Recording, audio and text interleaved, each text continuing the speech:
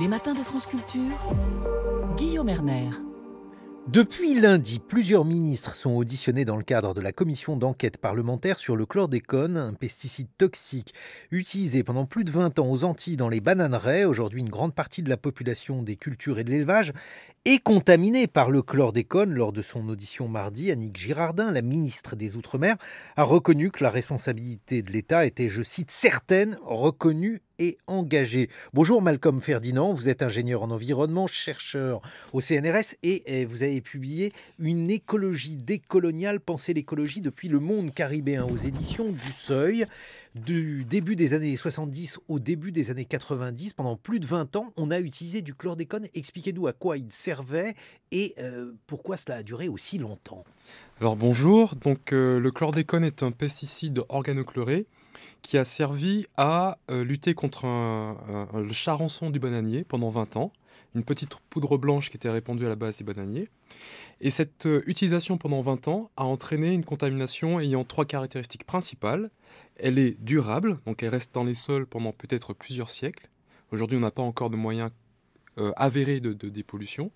Elle est généralisée, donc là on trouve dans les sols, dans les eaux, dans les aquifères, mais aussi dans le corps humain. Plus de 80%, 90% de la population est contaminée, on estime. Et enfin, les délétères. C'est un produit toxique, perturbateur endocrinien et cancérigène.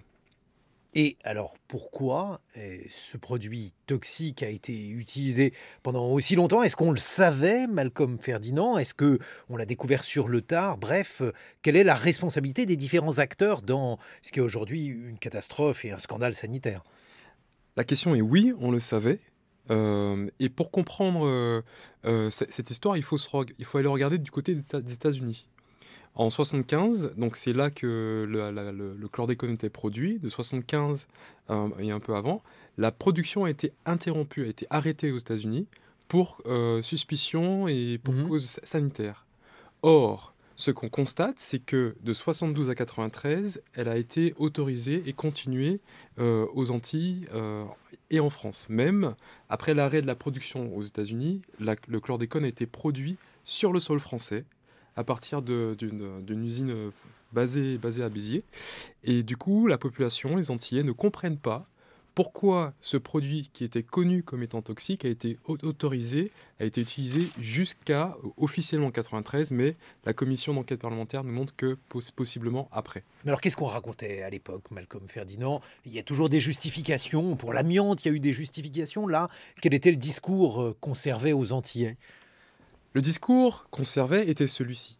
On ne peut pas cultiver la banane sans chlordécone. Aujourd'hui, on voit que la banane se porte bien sans chlordécone.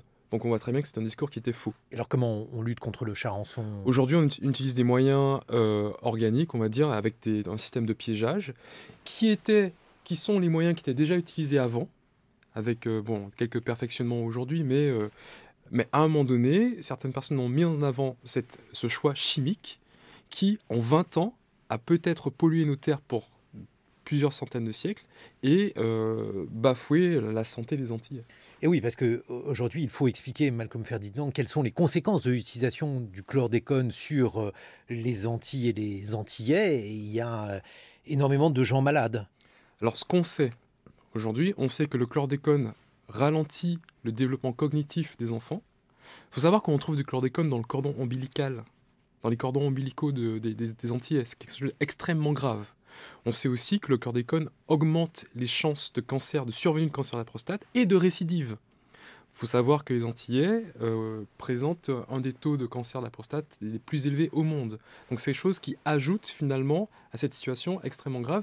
Et puis bien sûr, il y a le sentiment d'être méprisé, il y a le sentiment de vivre une situation injuste. On n'est pas dans une catastrophe, comme on dit, qui serait accidentelle. Justement, est-ce que par exemple, il y a un lien, c'est une question rhétorique parce que on voit le lien qu'il y a entre cette situation et le mépris dans lequel on a tenu les Antillais et dans lequel l'histoire de la France avec ce territoire est profondément révélatrice d'une situation coloniale ou néocoloniale.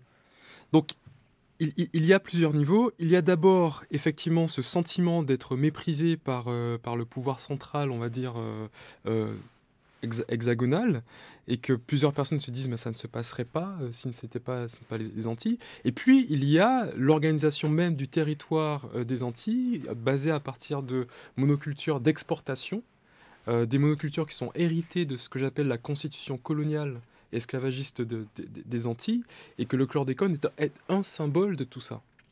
Et oui, parce qu'en fait, ces plantations, avec des plantations qui sont quasi uniquement destinées en fait à des territoires qui ne sont pas les Antilles. La consommation de bananes des Antilles. Et j'insiste sur ce point, on parle du chlordécone en disant oh, regardez les Antilles, c'est vraiment grave ce qui se passe. C'est vrai. Mais 95% de la banane produite avec le chlordécone a été consommée ici, en Hexagone. Donc c'est un problème qui doit aussi interroger les pratiques de consommateurs des citoyens sur le territoire hexagonal. Et qui raconte aussi l'histoire de la culture de la banane aux Antilles.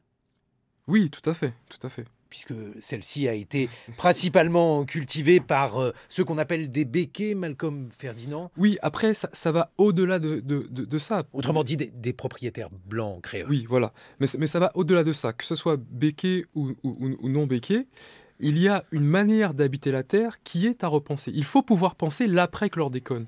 Et là, pour l'instant, on reste dans une approche très techniciste. Quelle molécule, est-ce qu'on a réduit l'utilisation ou pas? Mais le fonctionnement même, la manière dont on va se penser sur ces terres, en 20 ans, on contamine pour plusieurs siècles. Il faut changer. Et alors, repenser, ça veut dire quoi en quelques mots, Malcolm Ferdinand? Alors, c'est ce que je propose dans mon livre Une écologie décoloniale, c'est peut-être inverser les valeurs qu'on va défendre dans la manière dont on habite la Terre, pouvoir trouver un équilibre un peu plus durable entre l'exportation et l'importation, pouvoir nourrir sainement les habitants et pouvoir nouer des relations d'égalité, de justice avec l'Hexagone et l'Outre-mer. Une écologie décoloniale, votre livre, Malcolm Ferdinand, il est publié aux éditions du Seuil, Penser l'écologie depuis le monde caribéen.